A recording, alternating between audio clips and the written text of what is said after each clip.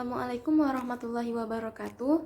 Perkenalkan, nama saya Lucy Kumalasari, NIM 2011802226 dari kelas 5G, Prodi Pendidikan Agama Islam, Fakultas Tarbiyah dan Keguruan, Universitas Islam Negeri Sultan Toha Saifuddin Jambi. Baiklah, di sini saya akan menjelaskan materi yang berjudul Evaluasi dan Proses Hasil Belajar.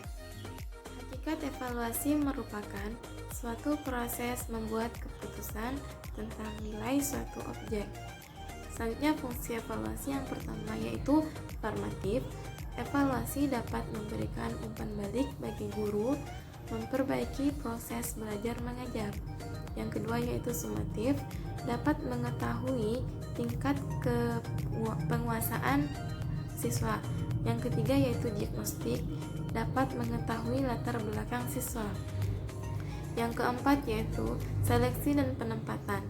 Hasil evaluasi dapat dijadikan dasar untuk menyeleksi. Selanjutnya, tujuan evaluasi. Yang pertama, untuk melihat produktivitas dan efektivitas kegiatan belajar mengajar siswa.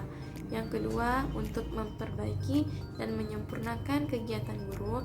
Yang ketiga, untuk memperbaiki dan mengembangkan program belajar. Yang keempat, untuk mengetahui kesulitan yang dihadapi oleh siswa. Selanjutnya yaitu 3 ranah pendidikan. Yang pertama yaitu ranah afektif, yaitu suatu ranah perilaku manusia yang berhubungan dengan hati dan perasaan. Yang kedua yaitu ranah psikomotorik, yaitu ranah perilaku manusia yang berhubungan dengan kerja otot. Yang ketiga yaitu ranah kognitif, adalah ranah perilaku manusia yang berhubungan dengan pikiran. Selanjutnya yaitu karakteristik instrumen evaluasi. Yang pertama yaitu valid. Suatu alat ukur dikatakan valid jika betul-betul mengukur.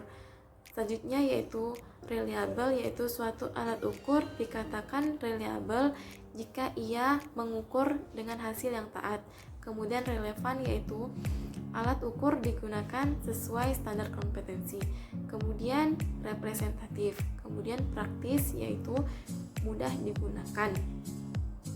Kemudian yaitu diskriminatif, disusun dengan sedemikian rupa. Kemudian spesifik, yaitu digunakan khusus. Kemudian proporsional. Model-model evaluasi. Yang pertama model Taylor, yaitu memerlukan informasi perubahan tingkah laku terutama pada saat sebelum dan sesudah terjadinya pembelajaran. Selanjutnya yang kedua yaitu model yang berorientasi pada tujuan. Model ini dianggap lebih praktis karena menentukan hasil yang diinginkan dengan rumusan yang dapat diukur. Kemudian model pengukuran. Model ini telah diterapkan untuk mengungkap perbedaan individual maupun kelompok dalam hal kemampuan minat dan sikap. Kemudian yaitu model kesesuaian. Menurut model ini, evaluasi adalah suatu kegiatan untuk melihat kesesuaian antara tujuan belajar dan hasil belajar yang telah dicapai. Selanjutnya model educational system evaluation model. Menurut model ini berarti membandingkan performance dari berbagai dimensi dengan sejumlah kriteria, baik itu bersifat mutlak atau fleksibel. Kemudian model Alkin. Evaluasi adalah proses untuk meyakinkan keputusan. Kemudian iluminatif model. Model ini menekankan pada kualitatif terbuka. Dan yang terakhir yaitu model responsif. Model ini menekankan pada pendekatan kualitatif dan naturalistik. Selanjutnya yaitu maksud dari pendekatan pembelajaran saintifik. Pendekatan saintifik adalah kegiatan mengumpulkan data menggunakan asas keilmuan yang terstruktur dengan cara mengamati, bertanya, menalar, mengumpulkan data, mengkomunikasikan. Pendekatan saintifik ialah salah satu metode dalam pengembangan karakter, pengetahuan, dan kapabilitas atau keterampilan siswa.